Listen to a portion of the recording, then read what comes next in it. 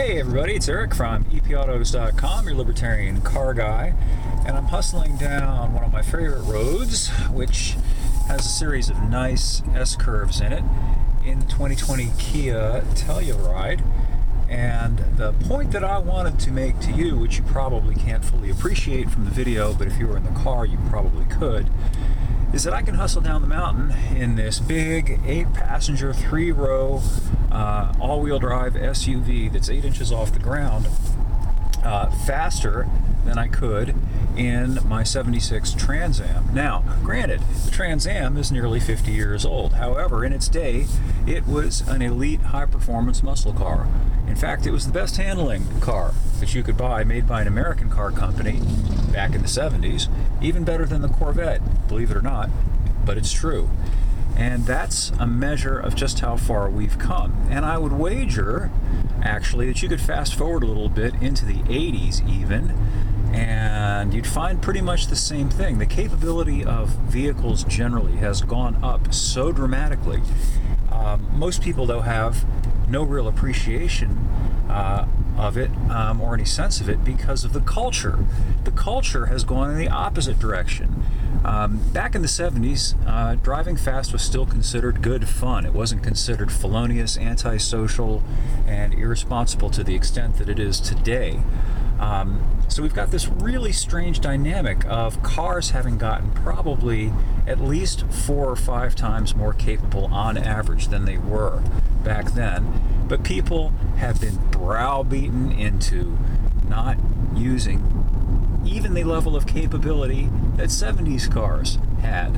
And yet they're driving around in all these cars with these tremendous engines, tremendous suspensions, outstanding brakes, the whole 9 yards. The things that you can do in a mid-sized family car today, you couldn't really do that kind of stuff in most exotic high-performance cars back in the day.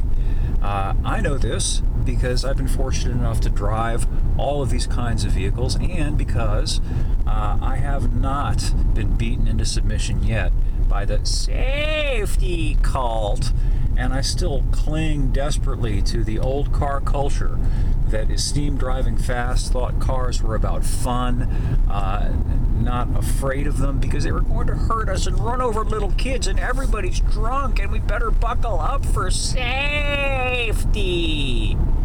So it's good times and it's bad times. You know, it's just, we have all this stuff that we could use, but nobody can use it. And if you do use it, you get into all kinds of trouble. So, boy, you can look at it from a number of different angles. One of the angles, too, by the way, for the lefties listening to this, is just the stupid, gratuitous mindlessness of it all. We might as well reincarnate the K car and all those little slug cars of the 80s. Since people don't drive fast anymore, what's the point? What's the point of driving around in a vehicle that's got 18, 19-inch wheels and 130 mile an hour rated tires, 4-wheel disc brakes, a 400 horsepower engine, and you have to drive it like a K car? Or you do drive it like a K car. It's just sometimes exasperating, frustrating. It gives me stuff to write about, but it affects you after a while. It just sort of wilts your soul and makes you wonder what the point of it all is. Anyway, those are just a few thoughts today.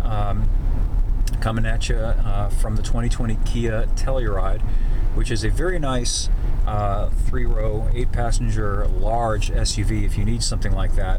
And by the way, if you need something like that with a big V6, it still comes standard in this vehicle, which is quite remarkable for a 2020 brand new model. If you read my review, which is up on the site, you'll find out, and you may already know, that most of the large vehicles in this class come standard with little 4s. And that's another weirdness of our times, and the reason for that is because people still want the big vehicles, but the government doesn't want the big engines. The government's been trying to kill off both via all these fuel economy / emissions, as they now style it, mandates, which are really bogus on a number of different levels, but I'm not going to rant about that now. At any rate, Kia bucked the trend and decided to put a big V6 in this big crossover SUV, so kudos to them for doing that. I'll have more up at EPAutos.com shortly. Thanks as always for listening. Come on down to the site. If you have any questions about cars or anything else, please leave them and I will get to them as soon as I can. Thanks again.